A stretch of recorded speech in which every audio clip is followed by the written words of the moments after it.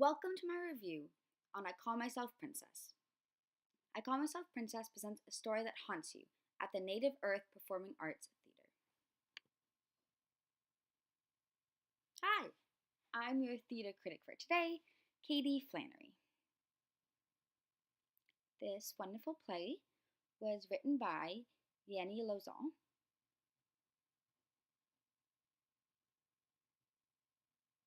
directed by Marjorie Chan. The set director was Urquhart. It starred many actors, some of them including Courtney Lancaster, Howard Davis, Richard Greenblatt, Marion Newman, and the end there was Aaron M. Wells. This is also a collaborative project between Paper Canoe projects, and the next one is going to be the Cahoots Theater, and then last but not least, the Native Earth Performing Arts Theater. Call Myself Princess is a play that takes you away from your world abruptly. The writer Jani Lauzon gives a modern plot set in Toronto for the audience to relate to. She situates this against a storyline of Canada's Indigenous ancestors. This places their stories directly within Toronto's present day. Marjorie Chan, the director, and Lauzon have brought a long-standing true story into the spotlight in a memorable, meaningful, and mesmerizing way. Bringing together the past and the present is a very difficult task, but this play accomplishes it. It highlights the past's impact on the future. The only criticism I would have would be that Chanina is closer to the age of her character. This would make the parallel between Will and Chanina in the story even stronger, to exemplify both the direct similarities and differences between them. This is one of those plays that stays with you after you leave the theater. In the days after seeing I Call Myself Princess, the mundane things I did, I thought about the questions.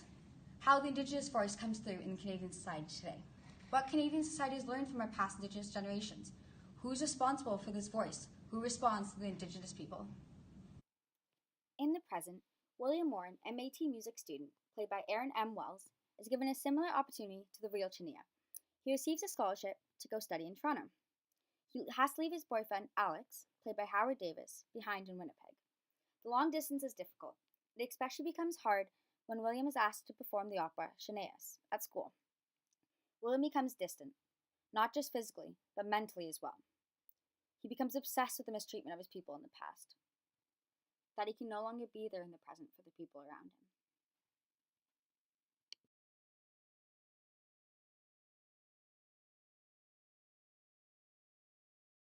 Set 100 years before, the story of Chanina is unfolding alongside Williams on stage.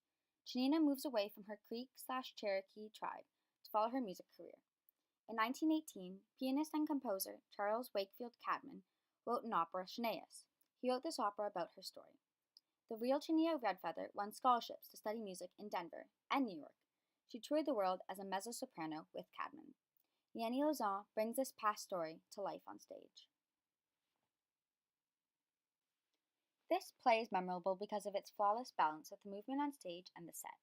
The set by Christine Urquhart was simplistic and self-explanatory. There was a fireplace, a piano, and inviting warmth within the curtains, carpets, and old-fashioned armchairs. It was the interaction with the actor's placement that allowed the simple set to support the two-plot story. The straightforward set allowed the actors to be the center of attention. Conveying the distance between the actors had to be done well, or the plots could become confused. With Marjorie Chan's direction, it was easy to identify when they were separated by space and door time. The music by Jerod Impichchaachaaha Tate also ties these two storylines together. William is studying music in Toronto. Chanina also leaves her home because of her passion for music. The play as a whole could symbolize how harmony and melody work together. Similar to our harmony, Chanina supports Will in his journey for understanding. Beginning the play with the clan song, composed by Tate, and ending the play with the same song, emphasizes these voices of the past. It is the powerful, deep voices that grab the audience's attention. The music reminds you this is a story about multiple Indigenous voices. The moment where Chania, played by Marion Newman, can finally communicate with Will is a mesmerizing one. Throughout the play, Chania continuously pushes the songbook onto William. Newman performs this in such a subtle way, it shows her worry for William's well-being. The first half of the play, before William can see Chania, he is frustrated. When this wall between the past and the present comes down, Morin's more calm portrayal of William emphasizes this difference. William is ready to learn from Chania's experiences. Marion Newman's acting is very moving and accurately shows the obstacles faced by Chanina in 1918.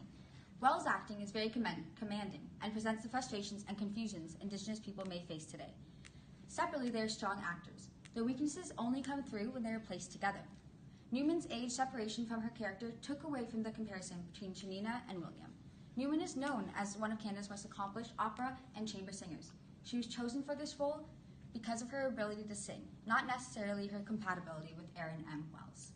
It is understood that keeping the authenticity of the opera is important, but is it important enough to be at the expense of some strengths in the plot's comparison? This play is important and is telling a story that is important to everyone, but not discussed by everyone. It is bringing forth how future Indigenous youth can be within this new society. Chanina and Will seem to have more of a mother-son relationship. More importance would have been emphasized by two naive characters being able to learn and relate to each other's mistakes. Newman being chosen for this role may call to a larger question. Are there younger mezzo-soprano Indigenous singers available for this role? This play did not stick with me for days. The questions I call myself Princess brings forth haunt me still, and I watched this play on September 18th, 2018, more than a month ago. I Call Myself Princess cannot answer the question, who is responsible for responding to the requests of the Indigenous people? This play's memorable staging, mesmerizing acting, and meaningful music bring the question forward. This play drops the question in the audience's lap. It asks, who needs to hear the story next? The answer? It's everyone. It needs to be seen by everyone, as the story should not be forgotten. It is allowed to haunt us. And I see her face.